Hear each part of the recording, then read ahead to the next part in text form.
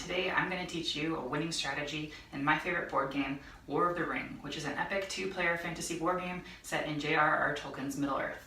For the purposes of this tutorial, I'm going to assume that you know a little bit about both the rules of the game and Lord of the Rings in general.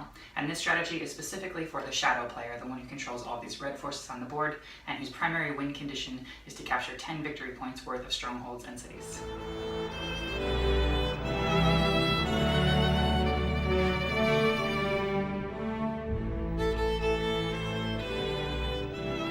Inexperienced players will likely want to focus their initial push on this region of the world, Gondor in blue and Rohan in green. After all, this is where all the really cool battles happen in Lord of the Rings. Additionally, it's actually a pretty solid strategy. Between the armies of Mordor, the regions of Umbar and Harad, and Saruman the White over here in Isengard, you have access to tons of troops right off the bat, which are a pretty short march away from their targets. Additionally, between Dol Amroth, Pelargir, and Minas Tirith down here in Gondor, and Edoras and Helm's Deep in Rohan, you have access to 5 and 3 victory points respectively, which is almost all 10 that you're going to need to win the game. However, if you're familiar with Lord of the Rings, you know that the sieges of Minas Tirith and Helm's Deep don't actually go all that well for the Shadow armies, and unless you are consummately prepared, there's a pretty good chance that the same thing will end up happening to you.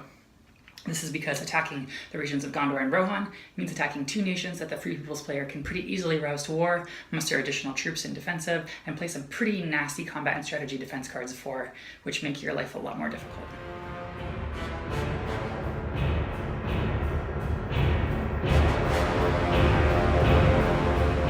So instead, I want to focus on a strategy known as attacking the Dew Line. So named because we have Dale, a city of the Men of the North, Erebor, a stronghold of the Dwarves, and Woodland Realm, a stronghold of the Elves, and the home of Legolas. Like Gondor, this has 5 victory points that are very tightly clustered together, but unlike Gondor, this region is comprised of 3 completely autonomous nations, and nations that are very disinclined to conflict at that. What that means is that if you attack one of these regions, it will take the Free Peoples player a ton of resources to be able to muster even one of its neighbors to war, allowing you to do a lot more damage with a lot fewer resources. Also, between the garrisons of Dol Guldur, the Easterlings over here, and Mordor, which can join the fray through the Black Gate, you have a lot of leverage in this part of the world. Attacking the Dew Line is a solid strategy as the Shadow player. It catches your opponent on the back foot, forces her to spend time, energy, and resources on defense, and sets you off on a solid path to victory in War of the Ring. Good luck in your first game!